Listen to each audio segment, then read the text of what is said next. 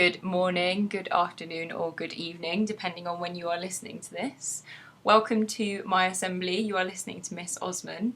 I would like to start by asking you to have a look at the images on slide 1. Have a think about what today's assembly might be about if these two images are a really good representation of the topic.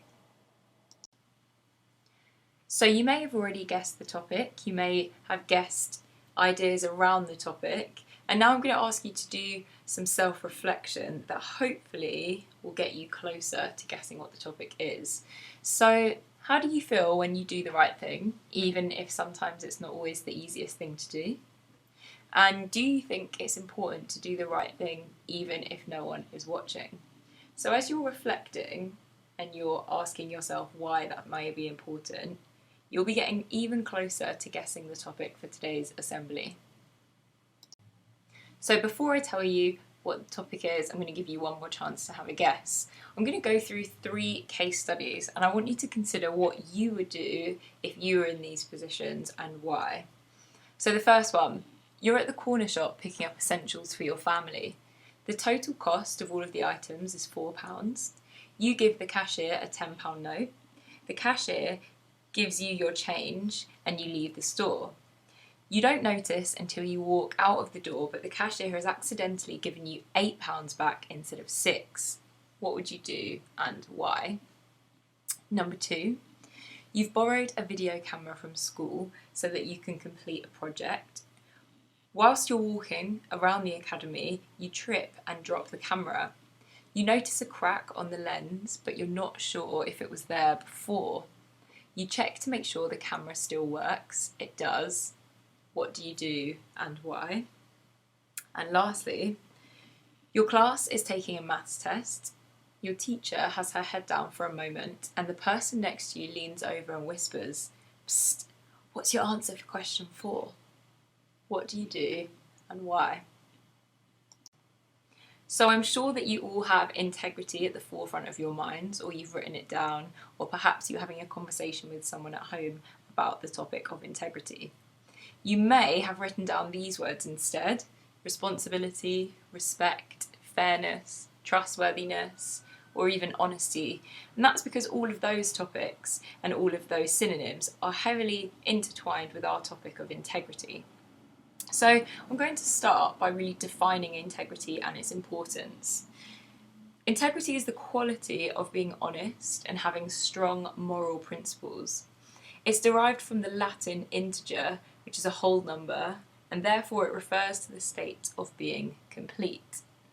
So I'd like you to think of a few examples of integrity in a number of scenarios, and then when you've done that, I'd like you to watch a video which is hyperlinked on the slide, and you can watch in more detail the exploration of the word integrity. But first, let's have a think about these things.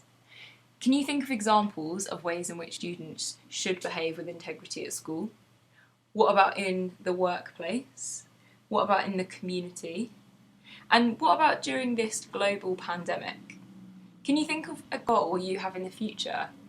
How do you think having integrity will help you achieve this goal? So who is Marcus Rushford and how has he shown integrity recently? Well, the Manchester United and England striker is the young man who took on the Prime Minister and his government, persuading them to reverse the decision on school meal vouchers, which guarantees that 1.3 million children will now be fed during the summer holidays. For Marcus, it has been a deeply personal crusade, and one that has its foundations in a difficult upbringing as one of 5 children raised by a single mother.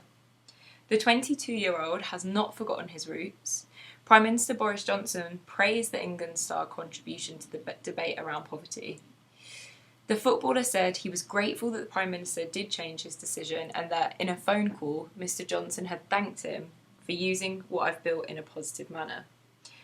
Rushford owes his thanks to his mother, saying that she instilled the importance of good values into him from an early age. And this is something I'd like to explore in more detail on the next slide. I'm sure you've already seen this very powerful image that's been circulating the news and media and social media across the last week. During last week's Black Lives Matter protests and demonstrations, a counter-demonstration took place which opposed the Black Lives Matter movement. The counter-protest was in parts violent and racist. However, a Black Lives Matter protester was seen to act with the utmost integrity when he noticed a counter-protester was in need. He and others acted decisively to help the man, carrying the counter-protester to safety. Describing his decision to step in, Patrick Hutchinson said, "His life was under threat, so I just went under, scooped him up, put him on my shoulders, and started marching towards the police with him." He said, "You don't think about it being scary at the time, you just do what you've got to do." Now, what's really important about this is that Hutchinson described and contrasted the intervention with the lack of action taken by Minneapolis police officers who were involved in the tragic killing of George Floyd. If the other 3 police officers that were standing around when George Floyd was murdered had thought about intervening and stopping their colleague from doing what he was doing like we did, said Hutchinson, George Floyd would be alive today. He added, "I just want equality for all of us. At the moment, the scales are unfairly balanced, and I just want things to be fair for my children and my grandchildren." So Rushford mentioned that acting with integrity was something that was instilled within him from his mother from an early age. So that's something that's really important for us to explore. Integrity is not something we're either born with or not. It's something that derives from our experiences and our conscious choices. In the same way, we're not born with honesty or honour or respect or trustworthiness. Just like integrity, we acquire these values perhaps from our own role models or social circles or from personal experiences and individuals that have influence over our lives. Psychological studies, however, prove that we are born with an innate ability to empathise. This allows our character to develop and reflect on other actions we may wish to uphold, such as responsibility, fairness, and respect. So just because you have not acted with integrity in an isolated experience, or perhaps a few experiences, it doesn't mean that you can't make the choice to do so next time. It's something that young people and adults need to continuously work on and improve. The decision to act with integrity is first a conscious one, but it moves to the unconscious when it becomes a habit, just like most things. So for example, in my own life, my own experience, I consciously was picking up other people's litter and recycling it. And this is now something I do unconsciously when I'm walking around, especially around our school, but definitely around the community in which I live in. So remember that what's really important about integrity is doing the right thing, even when there's no one there to see you. So we've just explored 2 examples that have happened in the last week where people have acted with the utmost integrity, but I could show you hundreds, if not thousands more.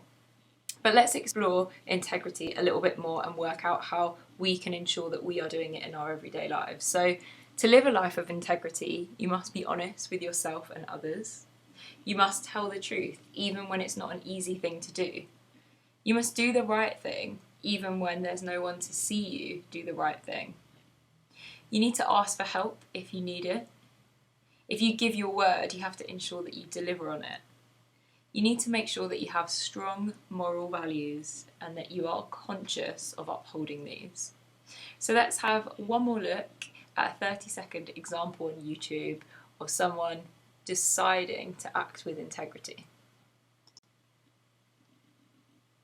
In the first YouTube video, which was slightly lengthier and explored the definition of integrity, the concept of dual morality was raised, and I want to explore this in a bit more depth. Dual meaning consisting of having 2 parts, and morality consisting of the principles that concern the distinction between right and wrong or good and bad decisions.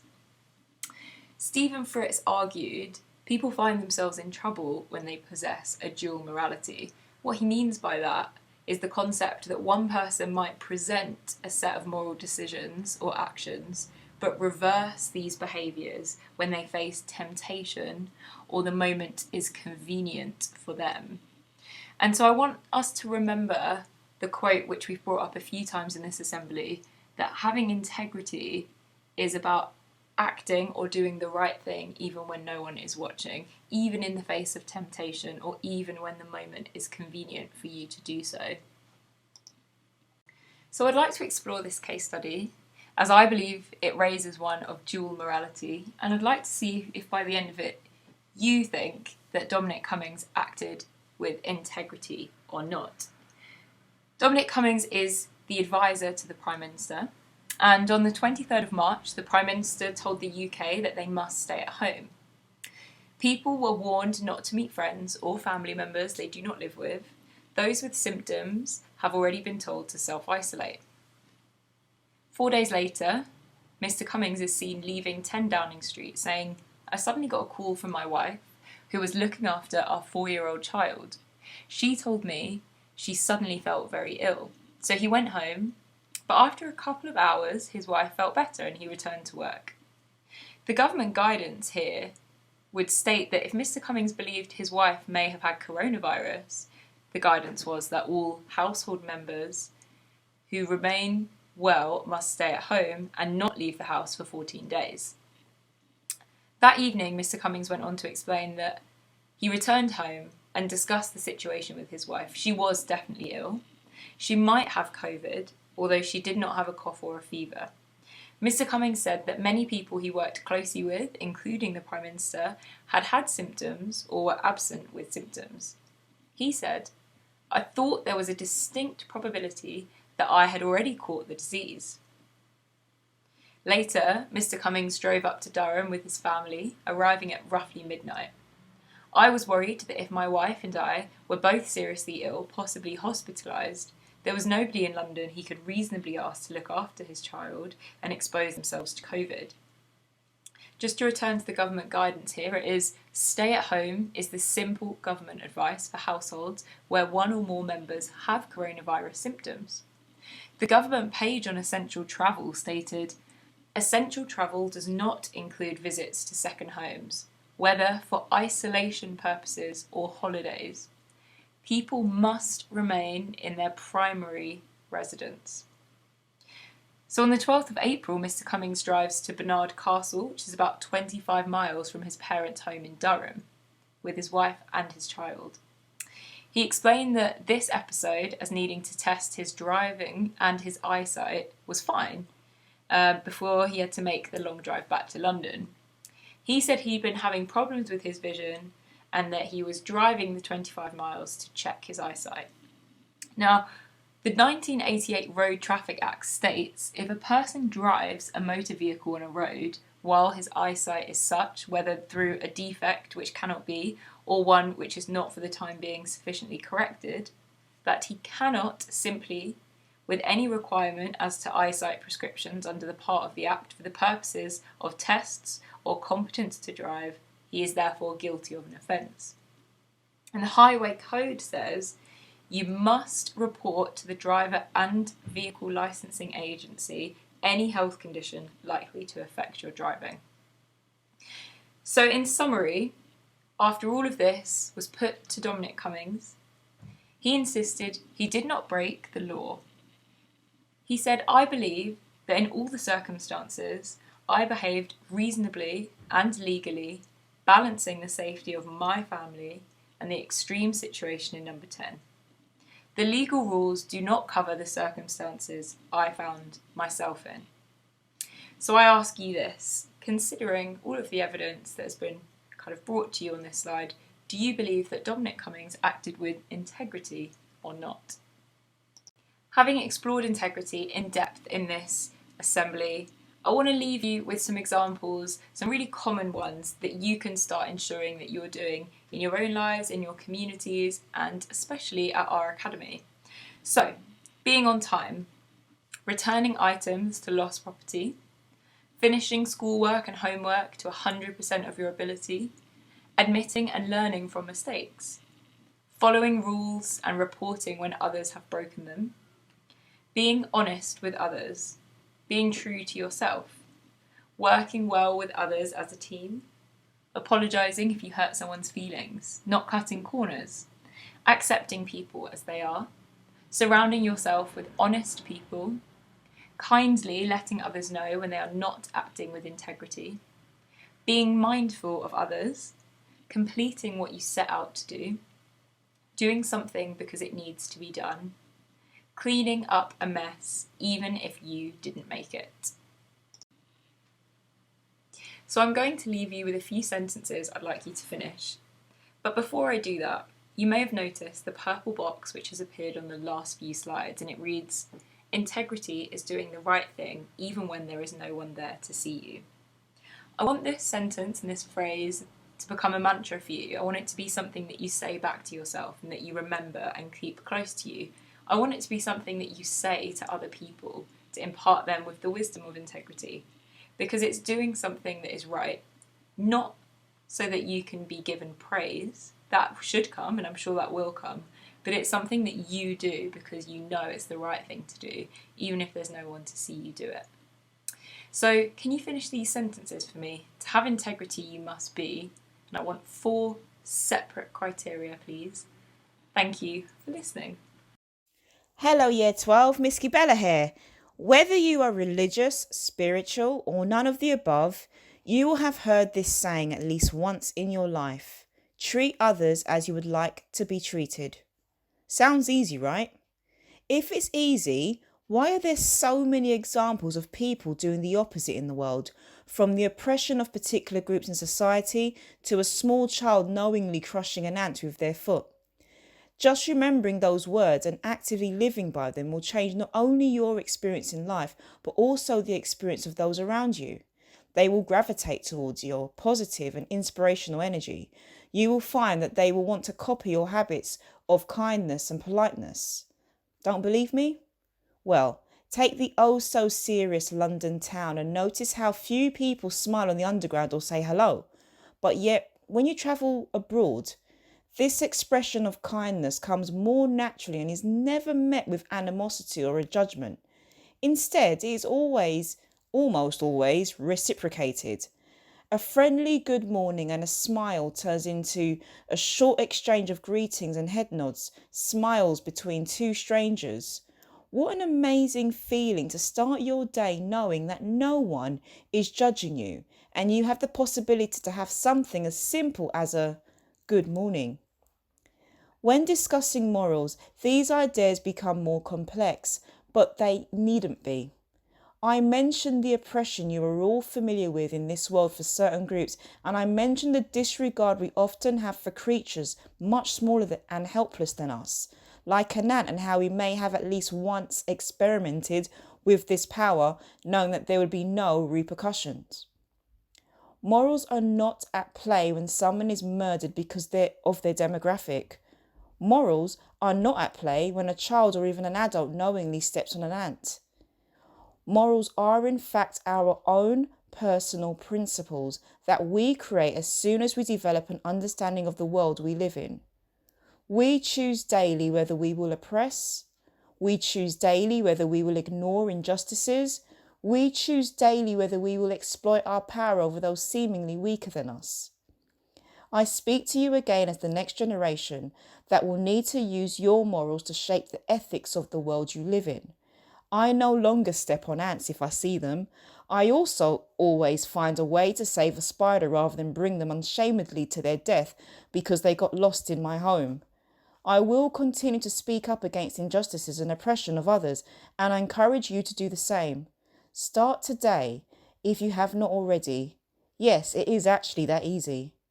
Develop your morals, your personal principles, so that you are always demonstrating the best version of yourself, and in turn, those around you will want to be inspired by that. Take care of yourselves and your family. We'll catch up again soon.